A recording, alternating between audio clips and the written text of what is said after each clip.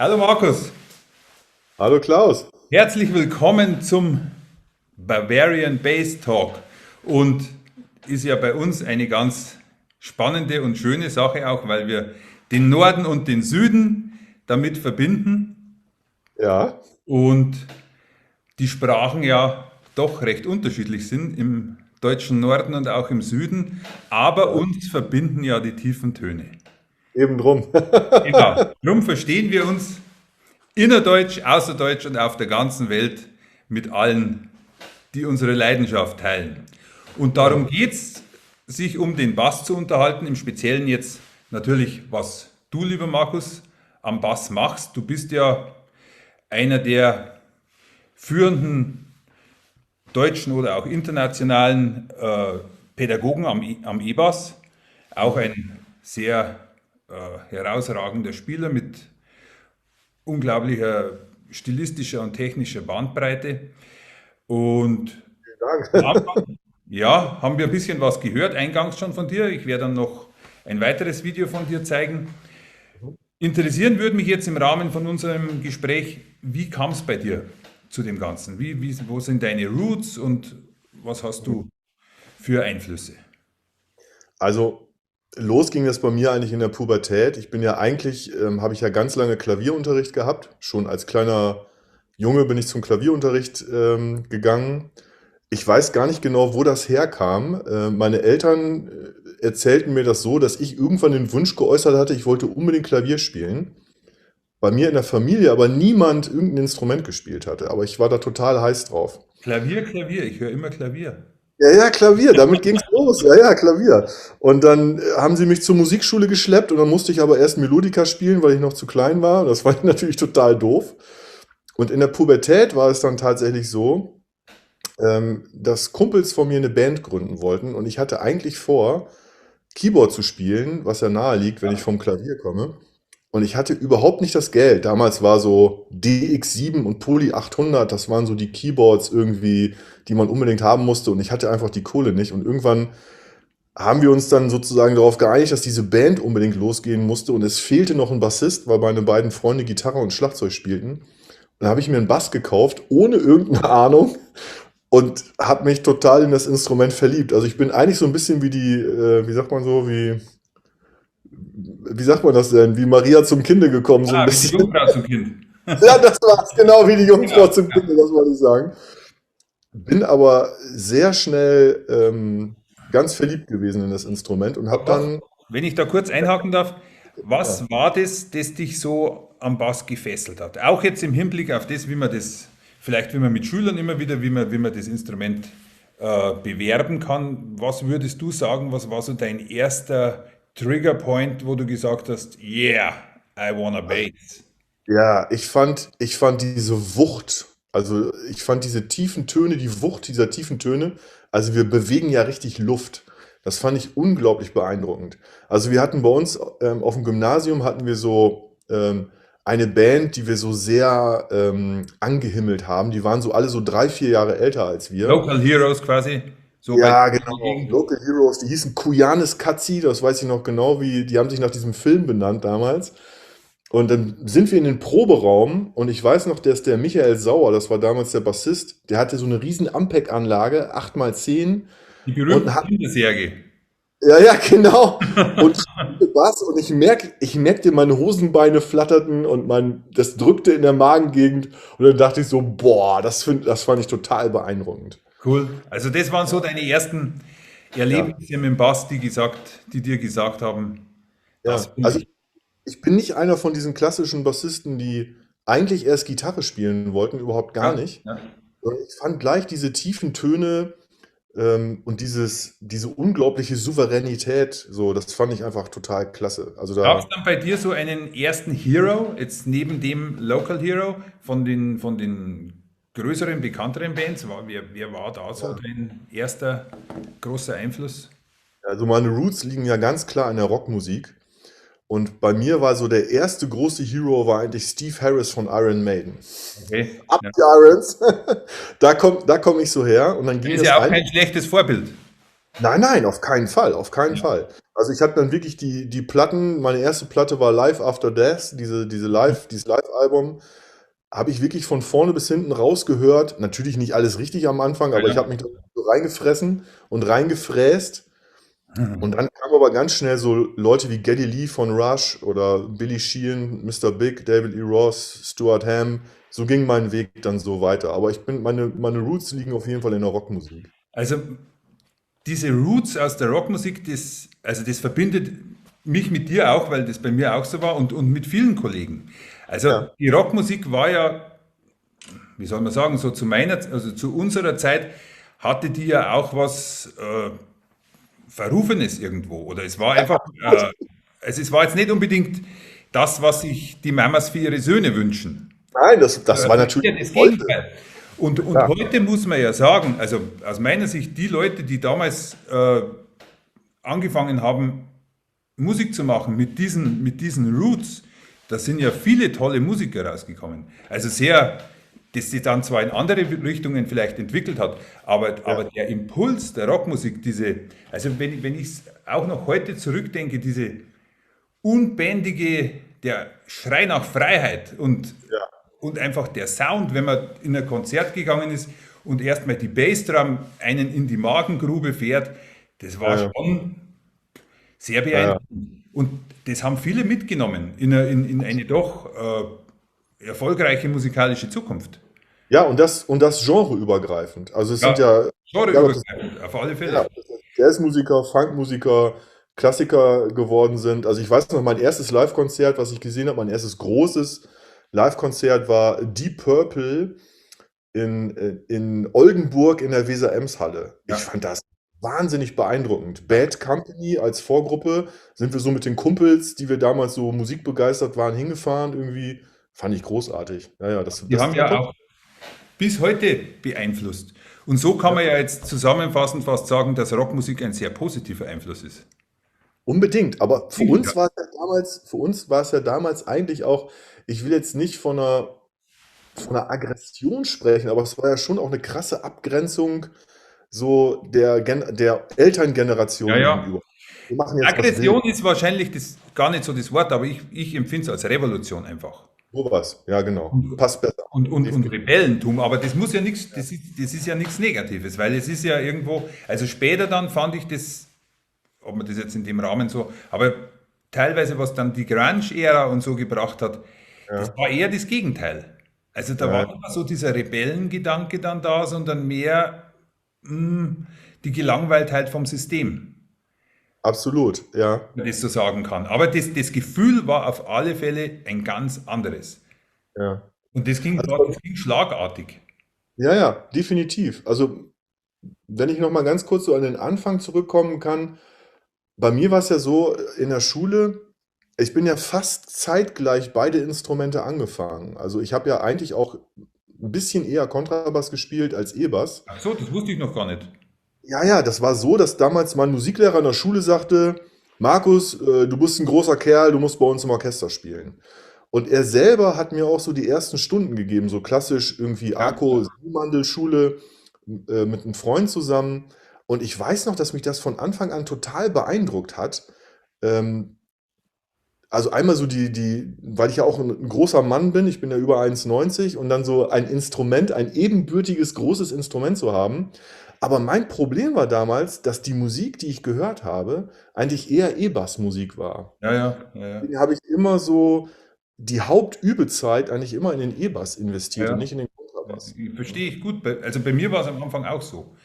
Und, Ja, und was mich am Kontrabass immer so gepackt hat, war eigentlich jetzt so im Nachhinein gesagt, ich wollte mit dem dann auch immer Rockmusik machen, weil ich mir gedacht habe, so diese tiefen Ergo-Töne, das ist ja purer Metal eigentlich.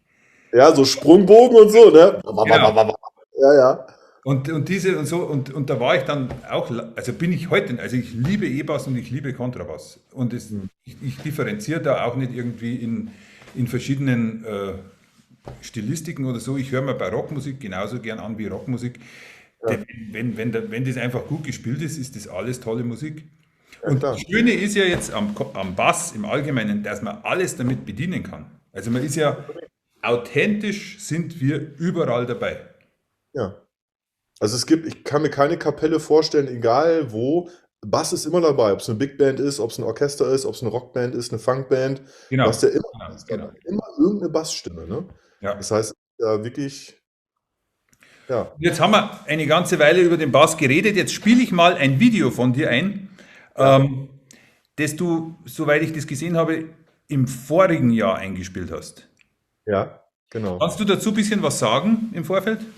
Ja, du musst dir vorstellen, das ist ja, also im Grunde genommen war die Idee, es gibt ja eine relativ neue Technik, die nennt sich die Double Thumping Technik, also das Anschlagen mit Downstrokes und Upstrokes mit dem Daumen, also ähnlich wie beim Plektrum. Mhm. Und wo ich mich lange mit beschäftigt habe, war viele Bassisten benutzen das als so eine Show-off-Technik. Und so habe ich eigentlich nie funktioniert. Also für mich war Technik sozusagen immer der Transfer dessen, was ich innerlich höre, musikalisch auszudrücken.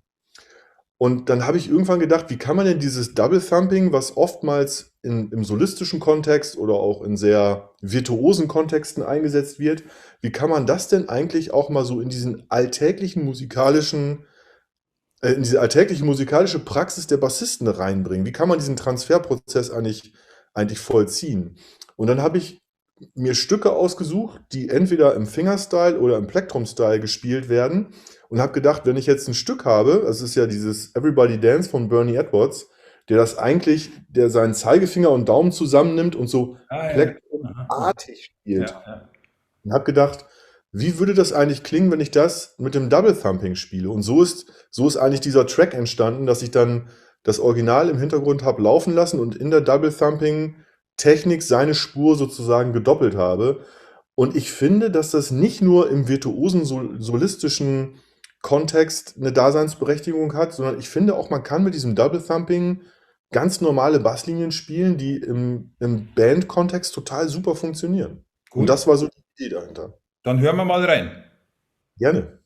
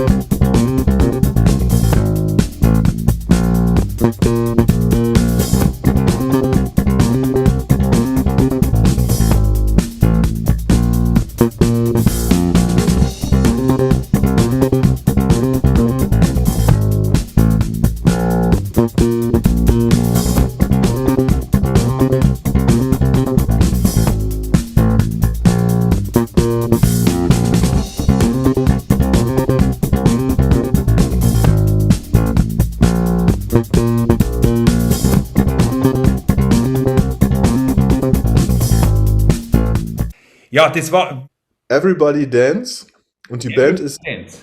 The Cheek, genau. Bernie Edwards am Bass, genau. Der ja auch Good Times, die Basslinien zu Good Times erfunden Ah, hat. ja, ja. Wir kennen das vom Rappers Delight und so. Mhm. Und jetzt möchte ich noch über deinen Unterricht sprechen und auch darüber, dass du ja auch als Autor tätig bist. Du hast ja Ja. auch Bücher verlegt. Kannst du dazu ein bisschen was sagen gerade? Ja, also das mit den Büchern ist ja schon ein bisschen länger her. Also ich bin ja, wenn man sich jetzt vorstellt, so als Lehrer so in vielen Bereichen tätig. Ich habe ja DVDs produziert. Ich habe auch eine App produziert für Bassisten, also für den E-Bass, wenn es so um Griffbrettnavigation, Tonleitern, Pentatoniken, Akkorde geht. Ähm, Zum Bücherschreiben bin ich eigentlich damals gekommen über meine erste Autorentätigkeit bei Gitarre Exklusiv. Aha. Das lief erst über wie hieß das, KDM-Verlag und das war Ja, nachher ein Begriff. Alfred, Ja. genau, der Alfred Verlag. Mhm. Und da stand irgendwann die Idee im Raum, diese Workshop-Kolumnenreihe, die ich im Magazin hatte, die hieß damals Bass Masterclass, das etwas größer zu machen, in Heft- bzw. Buchform. So ist das eigentlich losgegangen. Ja, ja. Genau. Dann habe Und ich ja was noch hast eine. du jetzt alles verlegt bis jetzt? Also ich habe Bass Masterclass Hefte verlegt, das war, ich glaube, 97, 98 zu Sting, Jaco Pastorius, Markus Miller. Dann gab es noch eine Grifftabelle, so eine Fibel, wo man so Tonleitern und sowas Ja, ja, ja, ja. nachschlagen kann. Und dann habe ich ja in Eigenverlag, habe ich ja dann noch 3 DVDs produziert. Das ging 2008 los. Discover Your Groove 1.0 und 2.0 und auch eine Anfänger DVD. Also das Genau. heißt ja, du beschäftigst dich mit dem, mit dem Unterrichten in sehr vielfältiger Weise. Also das Ja, Verlegen von Schulen, von Musik ist ja letztlich auch ein pädagogischer Beitrag. Also unbedingt. absolut. Und Unbedingt.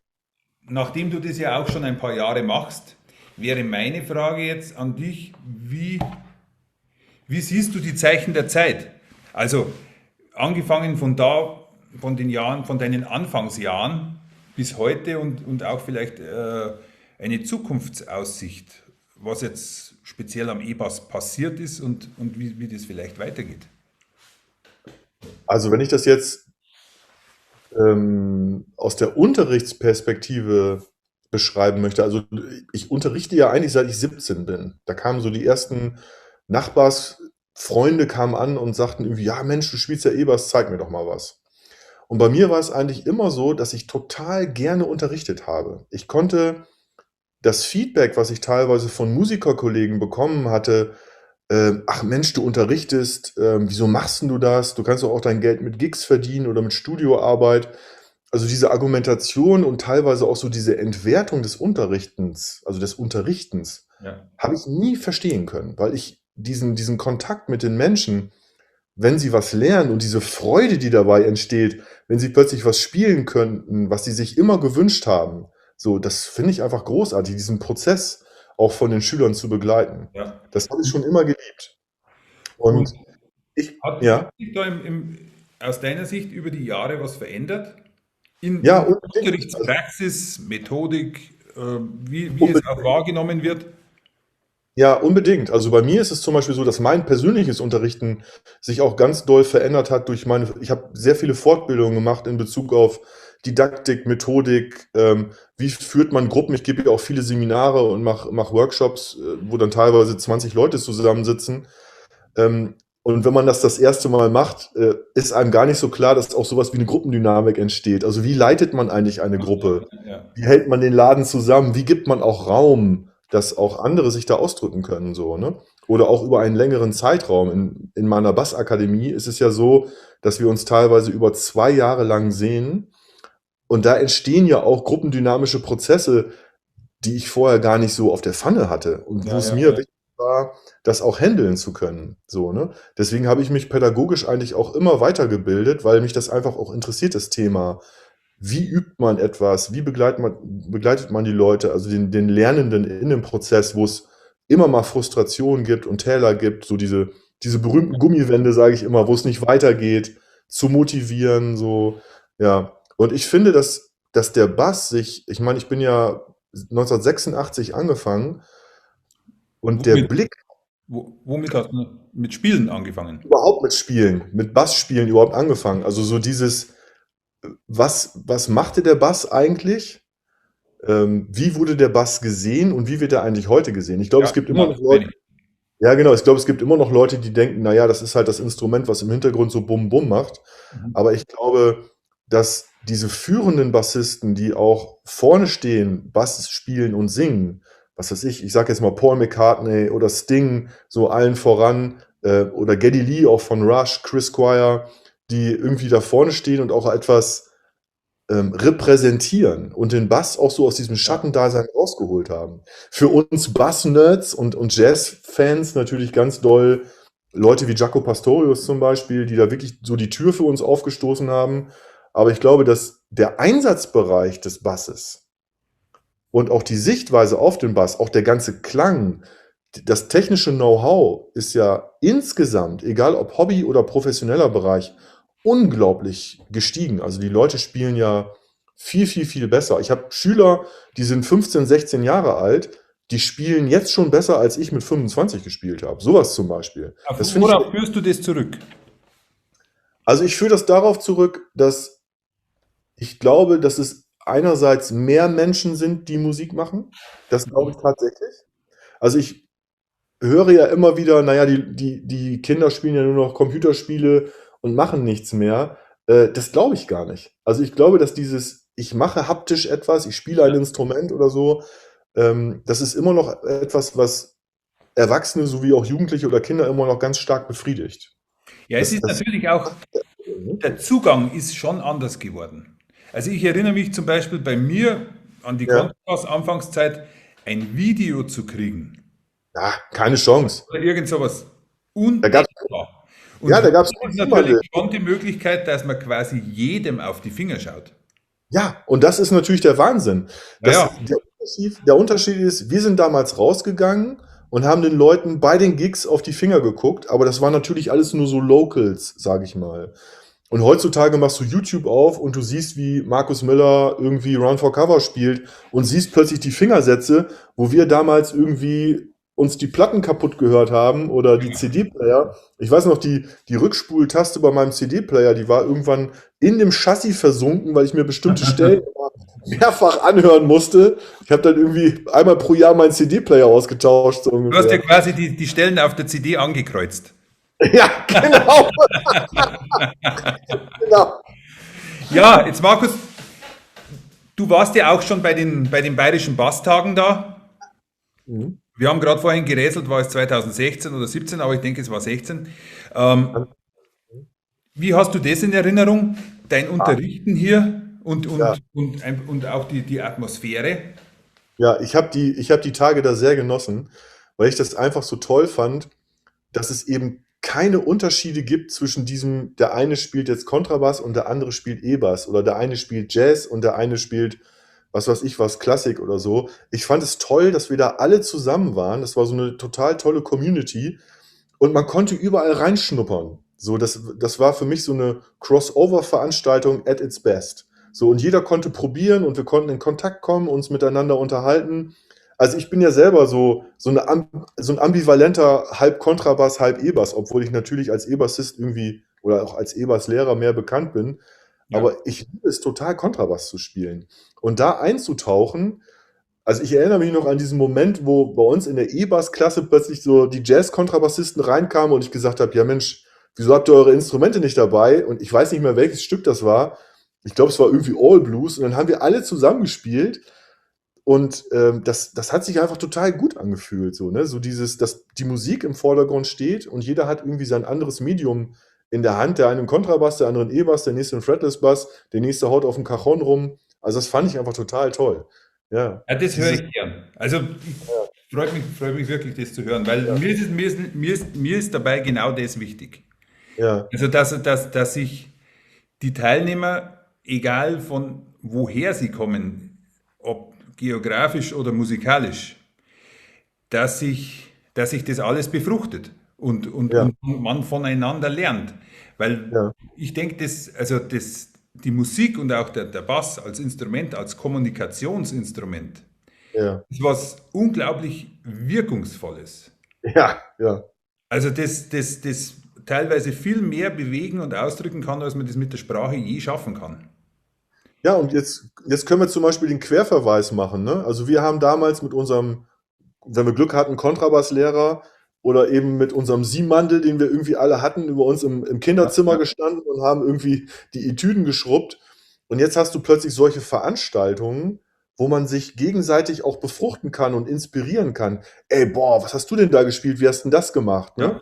Oder der nächste kann, weißt du, so dieses, und das finde ich einfach unglaublich toll, dann auch so diesen direkten Kontakt zu haben und so direkt in Kommunikation zu gehen, ne? Und direkt auch was miteinander zu machen, auch etwas zu entwickeln und dann so inspiriert aus dieser Veranstaltung rauszugehen, das trägt ja auch über eine ja, Zeit, ne? absolut. Ja.